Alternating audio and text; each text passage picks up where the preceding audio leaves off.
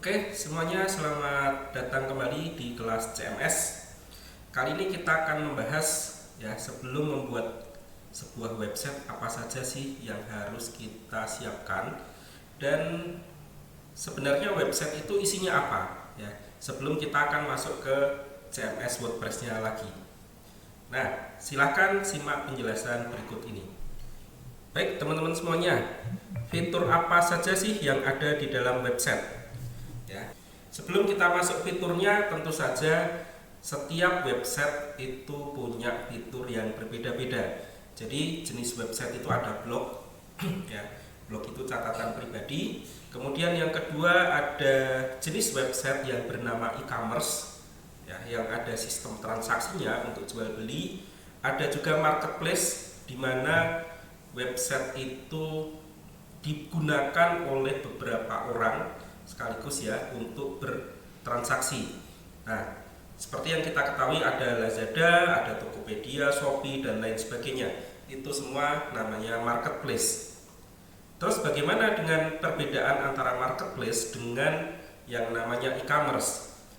Kalau e-commerce itu cenderung yang menjual itu adalah satu perusahaan atau satu orang. Contoh misalkan teman-teman buka yang namanya Toko Kemzon. Itu adalah salah satu website e-commerce yang cukup lama. Saya sudah dari 2006 berbelanja di situ. Sekarang belum pernah belanja lagi. Nah, sekarang kalau marketplace itu kan isinya beberapa pedagang ya atau beberapa toko. Jadi kalau e-commerce itu dimiliki oleh pribadi. Meskipun sekarang trennya adalah ada e-commerce, tapi trennya itu ada yang namanya marketplace, tetapi e-commerce masih cukup menjanjikan. Nah, yang kedua adalah forum. Ini adalah salah satu jenis website yang saat ini sudah mulai hilang ya. Dulu sangat aktif, sangat banyak di tahun 2005 sampai 2010. Salah satunya adalah yang paling besar itu namanya Kaskus di Indonesia. Nah, kemudian muncul sosial media. Jadi forum itu hilang, muncul yang namanya sosial media di mana para pengguna itu bisa langsung berinteraksi dengan lebih menarik gitu ya. Nah, yang jenis terakhir ini yang cukup sederhana itu jenis landing page. Website ini dibuat untuk tujuan tertentu, untuk memasarkan satu buah produk atau salah satu layanan. Jadi yang namanya landing page itu hanya satu halaman. Oke. Berikutnya. Nah, ketika kita membuat sebuah website ini yang harus diperhatikan. Jadi berkaitan dengan apa ini? Berkaitan dengan memilih template. Jadi teman-teman ketika memilih template harus memperhatikan hal ini. Yang pertama adalah website itu sekarang trafficnya diakses dari seluler, sehingga template yang kita pilih itu harus berupa template yang mobile friendly ya. Jadi kalau dibuka di handphone itu akan menjadi satu kolom, kalau dibuka di komputer tergantung sih nanti settingnya seperti apa, apakah 2 kolom, 3 kolom dan sebagainya. Nah, kemudian situs harus cepat tampil di seluler ya. Karena apa? Karena orang banyak akses lewat handphone. Jadi kalau website kita itu isinya gambar-gambar yang menggunakan photo high resolution, nah itu akan terjadi loading yang lambat gitu ya, atau loadnya itu akan berat. Nah, bagaimana cara kita mempercepat sebuah load website? Nanti akan kita pelajari di materi selanjutnya. Kemudian konten harus mudah dibaca di seluler ya. Menu mudah digunakan.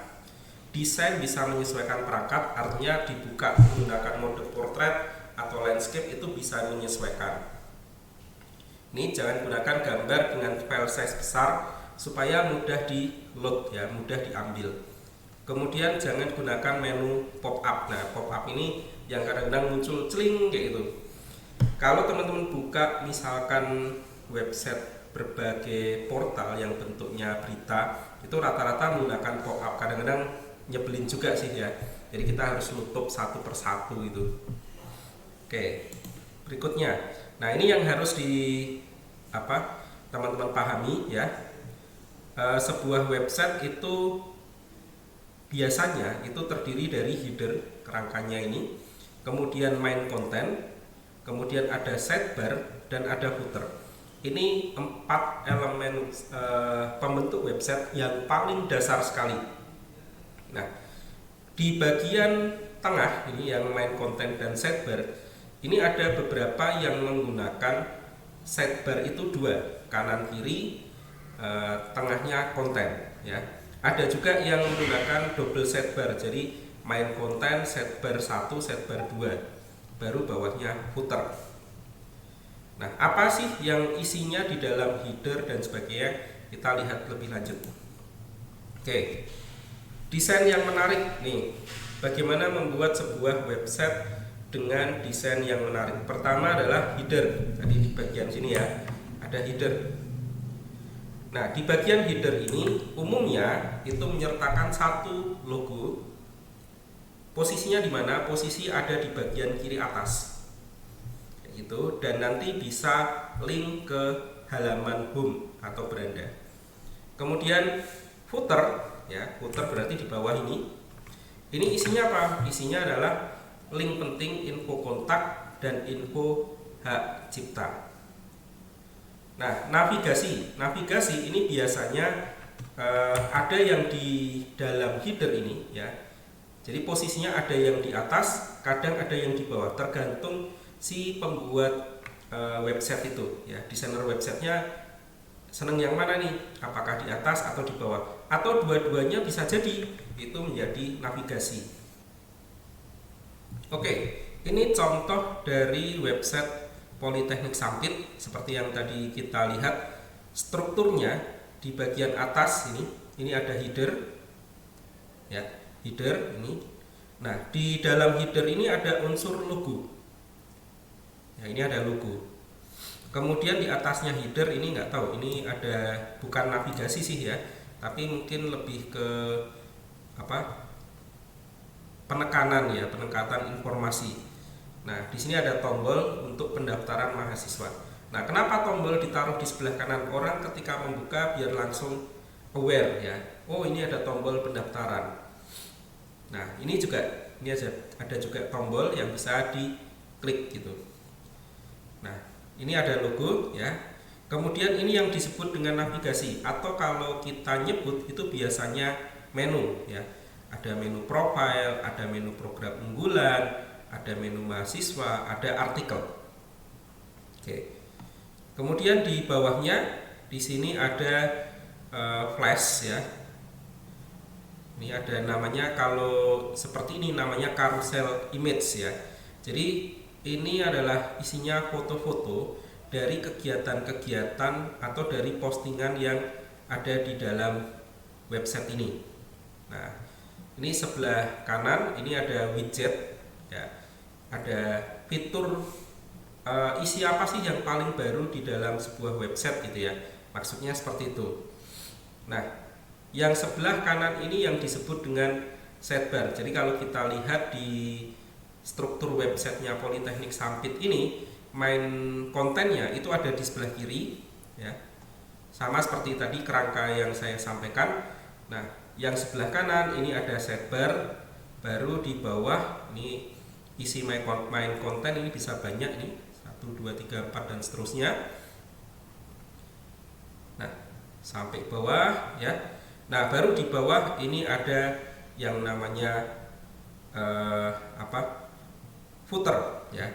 Nah, ini di bagian sebelah ini ada widget ya, widget juga. Jadi kegiatan kampus diisi dengan apa? Diisi dengan profil postingan-postingan yang terpilih itu. Nah, ini ada widget kalender ya, ada foto kegiatan, galeri, kemudian di sini ada link tadi ya, ada link di dalam sebuah footer, kemudian ada jurusan informasi yang penting gitu. Nah, di bawah ini ada siapa sih pembuatnya itu? Desain by Roy Buana ya, temsnya aslinya dari NewsUp by theme Ansar. Jadi template yang kita pilih itu bisa kita modifikasi, bisa kita customize sehingga sesuai dengan keinginan kita. Ketika kita membuat website, tentu saja masing-masing bentuk ya atau website itu tujuannya untuk apa, itu perlu kita tampilkan fitur-fitur tertentu.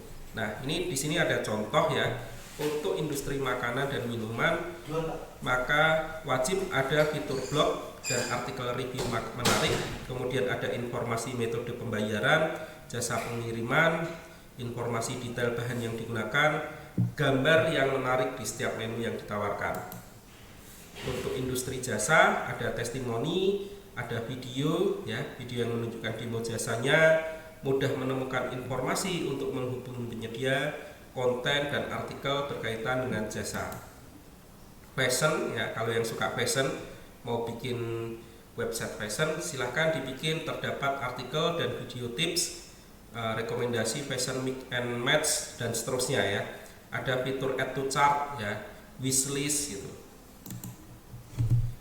Oke, itu tadi beberapa hal yang perlu kalian perhatikan ketika ingin membuat sebuah website. Jadi sekarang silahkan tentukan terlebih dahulu kalian ingin membangun website seperti apa dan buat kerangkanya terlebih dahulu. Jadi kira-kira isi header itu apa, isi footer apa, isi sidebarnya nanti ada menu apa saja. Oke, sampai jumpa di pertemuan berikutnya.